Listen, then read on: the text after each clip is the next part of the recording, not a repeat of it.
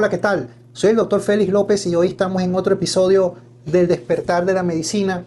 Hoy quiero hablar un caso, un tema muy particular, un motivo de consulta muy frecuente en todos los pacientes y no es más que la artritis y la osteoartrosis. Quiero iniciar este programa con unas palabras muy elementales, muy ciertas, donde la verdadera medicina no se basa en un prospecto. La verdadera medicina es aquella que respeta la biología celular y respeta su relación exacta con el cuerpo humano. Cuando nosotros unificamos estas dos ejes, como lo es la biología y el cuerpo, entonces ahí es donde nosotros vamos a lograr el bienestar íntegro de un paciente. Entonces me toca en este tema definir lo que es la artrosis y la artritis reumatoides. La artritis reumatoide es una enfermedad muy terrible, es un cáncer de hueso, por decirlo así, por ser algo muy drástico, pero algo peor, porque es una enfermedad que es continua, es crónica, es una enfermedad que se le puede manifestar a un paciente durante toda su vida. La parte final del paciente con artritis reumatoide es cuando el paciente ya hace una discapacidad de su cuerpo para sus actividades cotidianas y ya es refractante a todos los medicamentos analgésicos que puedan servir para mejorar su calidad de vida. Un paciente con artrosis ya es un desgaste ya por el tiempo, ya no es como la artritis reumatoide que el sistema inmunológico comienza a atacar su propia articulación, sino es más que por un desgaste físico donde sus cartílagos comienzan ya a desgastarse hasta un punto de presentar una limitante para la flexibilidad, en este caso de sus rodillas, hombros o muchas veces a nivel de columna en los discos intervertebrales. Eso ocasiona pinzamiento de las corrientes nerviosas, de los ligamentos, y es allí cuando también el paciente empieza una discapacidad y a disminuir su calidad de vida. Bueno, pero ¿qué sucede aquí? ¿Por qué llegamos hasta aquí? ¿Y qué opciones terapéuticas existen? ¿Cuál es la expectativa para un paciente? Bueno, en el caso de una artritis reumatoide, generalmente se puede iniciar desde la infancia. Alguna enfermedad autoinmune, alguna infección viral que le haya desencadenado a una inestabilidad del sistema inmunológico, y es allí cuando el paciente comienza a presentar rechazo a sus propias articulaciones y comienza ese cuadro de una inflamación crónica. Eso es por una causa, vamos a decir, por una infección viral. Hay otras causas metabólicas, por ejemplo, un sobrepeso, una diabetes, algún desorden metabólico puede originar una enfermedad autoinmune. En este caso, la artritis, o muchas veces puede presentar bajo una situación de estrés, generar un lupus que se le puede también manifestar en la parte articular. Entonces, es allí cuando el paciente empieza su peregrinar en una medicación bajo analgésicos, bajo inmunosupresores, muchas veces bajo fármacos quimioterapéuticos. Pero al inicio de este programa hablé algo sobre que la salud verdadera no nace en un prospecto, nace en el respeto a la biología y en el conocimiento que se puede tener sobre el cuerpo, y en base a esto tener una prevención real para que la enfermedad no se incremente o no se presente con mucha agresividad. Entonces allí donde entra el factor, la variante de cómo podemos sobrellevar esta enfermedad y la importancia que tiene el hecho de combinar el efecto medicinal, terapéutico, cualquiera de las herramientas que pueda tener ese paciente, con la alimentación.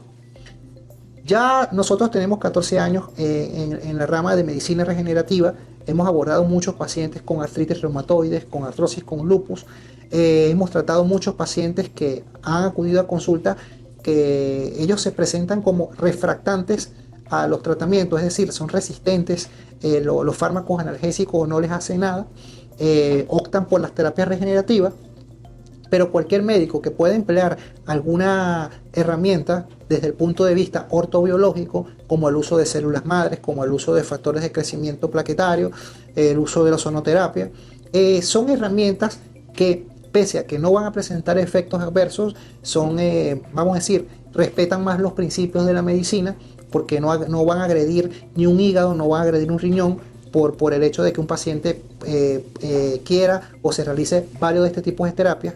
Pero hay un factor importante. Si nosotros le explicamos al paciente que los factores que lo llevaron a él a adquirir la enfermedad no los modifica, así él se haga el tratamiento, no va a salir de su cuadro.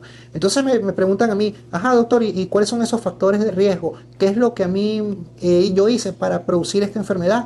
Porque mi papá no sufre de artritis, mi mamá no sufre de artritis. Hay pacientes que no tienen antecedentes genéticos y hay otros pacientes que sí. Pero resulta que hay pacientes que su papá y su mamá sufrieron de artritis, pero que ellos no. Entonces, cuando nosotros los interrogamos, vemos la diferencia en cuanto a la parte de los hábitos psicobiológicos, en cuanto al sueño, el tipo de trabajo, la alimentación. Son cosas distintas que, pese a que no había una relación genética, el papá lo presentó la enfermedad y el hijo no, o viceversa. Entonces allí, cuando nosotros hablamos con un paciente, le explicamos que no solamente es la parte terapéutica que pueda salir de su condición. El hecho está en que el paciente tiene que modificar la parte alimenticia, hay que modificar la microbiota, porque es lo que de ahí parte todo. Generalmente un paciente que acude a nuestras consultas artrítico o pacientes de control crónico son pacientes que han ingerido muchísimos analgésicos, antiinflamatorios no esteroideos, han ingerido muchos protectores gástricos. ¿Okay? Entonces eso lo ha llevado a una alteración de la microbiota, han perforado su intestino, entonces eso le ha producido a que el paciente mantenga, porque quizás a lo mejor el médico no le ha explicado los alimentos que debe y no debe comer por la condición. Entonces eso lo ha llevado al paciente a establecer una condición de intestino permeable. Eso le ha llevado a que las toxinas de los alimentos inflamatorios, todos esos alimentos procesados, gluten, que contienen toxinas, han hecho que el intestino permeable hayan atravesado esa barrera, hayan llegado a la sangre. Entonces es lo que produce un estado de inflamación permanente del paciente. Entonces, ¿qué sucede? Si llega un paciente a nuestra consulta muy inflamado y el paciente inicia un tratamiento ortobiológico, lo primero que tenemos que hacer el paciente es modificar esa parte. Tenemos que trabajar en la microbiota para que ambos tratamientos sean simultáneos, porque si nosotros no trabajamos esa parte, va a pasar que el paciente puede realizarse una terapia, pero el efecto regenerativo o modulador de la inflamación no va a ser tan exitoso o no va a ser tan duradero si el paciente va a estar en un contacto directo o permanente con esos alimentos inflamatorios.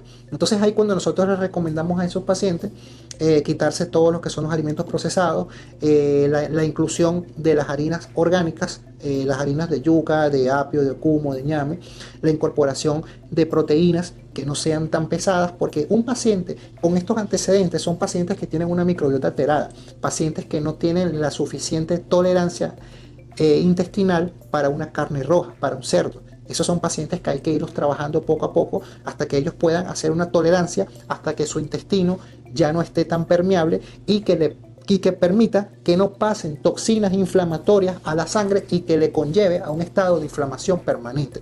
Esto va en todos los pacientes con artritis, en los pacientes con lupus, en los pacientes con psoriasis. ¿Qué pasa con los pacientes con artrosis? Lo que acabo de hablar es en un caso de patología autoinmune. En un paciente con artrosis hay una sobrecarga de trabajo. Claro, hay pacientes que quizás han trabajado cargando peso, quizás hábito administrativo, mucho tiempo sentado, que le haya llevado algún desgaste de la última vértebra lumbar. Pacientes que quizás tengan algún factor de riesgo, deportistas, etc. Ok, hay un factor laboral, pero también va a haber un factor desde el punto de vista también metabólico. Porque ¿qué sucede? Voy a ponerle en el caso de un paciente con hábitos de trabajo de oficina. Generalmente son pacientes que comen fuera de la hora. Ya el hecho de comer fuera de la hora, la microbiota nos pide que consumamos nuestros alimentos en una hora determinada. Al no hacerlo, la microbiota pierde fuerza. Ahí ya estamos agrediendo ese conjunto de bacterias que conforman la microbiota. ¿Qué sucede? Al agredirlas, vamos a producir una inflamación intestinal. Ya por allí, indirectamente, sin querer, estamos agrediendo nuestro intestino y lo estamos permeabilizando, ¿ok? Pero aparte de eso, son pacientes que no tienen tiempo quizás de cuidados en su alimentación, pacientes que comen en la calle alimentos ultraprocesados, aceites vegetales, margarinas, etcétera, el exceso de harinas, pan, dulces. Entonces, eso es lo que hace que se dispara muchísima insulina. También hace que se dispare el cortisol, hace que el sistema nervioso parasimpático, es el que coordina las extremidades, se active. ¿Ok? Entonces allí hay un factor predisponente de inflamación. Ese desde el punto de vista a nivel del sistema nervioso relacionado con la parte hormonal. Pero también está la parte metabólica. ¿Qué es metabólica? Bueno, un paciente que tenga sobrepeso, un paciente que esté en contacto con harinas, con procesados, eso va a producir, ¿verdad?, que se aumenten los niveles de glicemia en sangre. Entonces va a llegar un momento en que la insulina va a buscar, por mecanismos naturales, disminuir esa glicemia, pero siempre va a quedar un exceso de glicemia, y ese exceso de glicemia es el que se adhiere a las células de los ligamentos, de los cartílagos, de los nervios. Entonces eso es lo que produce también en oxidación, eso es lo que se traduce en inflamación. Entonces, ¿qué sucede, amigos y pacientes? La artritis y la artrosis son patologías que, aunque muy bien, se pueden tratar desde el punto de vista no tóxico, desde el punto de vista regenerativo, con la parte ortobiológica, con el uso de células madres, el uso de plasma hiperconcentrado, el uso de ozono, etc. Hay que abordar desde el punto de vista más imprescindible, es la parte alimenticia, porque si nosotros no tratamos la microbiota, no tratamos el intestino permeable, de allí van a partir muchas enfermedades y de allí parte todo. Entonces es por eso que quizás si tú eres uno de esos pacientes que han optado por alguna de estas terapéuticas y el paciente no tiene una evolución esperada, bueno, hay que revisar esta parte, la parte del microbioma, de la alimentación, porque estoy muy seguro que es allí donde se está fallando y es allí donde el paciente no logra evolucionar. Y es algo muy importante, porque generalmente cuando un paciente tiene una microbiota alterada, se da una artrosis generalizada. Hay pacientes que acuden a este centro, tienen la cervical, lumbar, rodillas, caderas, todo lo que es su esqueleto está completamente deteriorado. Entonces allí, cuando a nivel, vamos a decir, a nivel convencional, es muy difícil que un paciente pueda someterse a cirugías, muchas a la vez, o simplemente incluir material de osteosíntesis, prótesis, láminas en varias articulaciones. Es algo como que es un poco muy difícil. Entonces uno busca siempre ayudar al paciente desde el punto de vista más conservador. Hay pacientes que quizás no están aptos para una cirugía, pacientes que tienen otras condiciones de base y que quizás, bueno, no quizás, es lo más correcto, abordando desde su punto de vista inicial, que fue lo que lo llevó a padecer todas estas enfermedades. Y cuando a eso nos referimos a la importancia de tratar lo que es la microbiota. Bueno, esto fue todo por hoy. Gracias por escucharnos. Seguiremos haciendo más programas como esta, porque la importancia de esto es llevar a la prevención de las enfermedades. La prevención de una artrosis no es en realizarse una resonancia o no es levantar un peso. Aparte de eso está la parte alimenticia, y siempre debemos buscar nutrir al cuerpo, seleccionar alimentos y tener cuidados en la alimentación, que es lo que nos va a fomentar a mantenernos sanos y jóvenes durante mucho tiempo. Muchísimas gracias.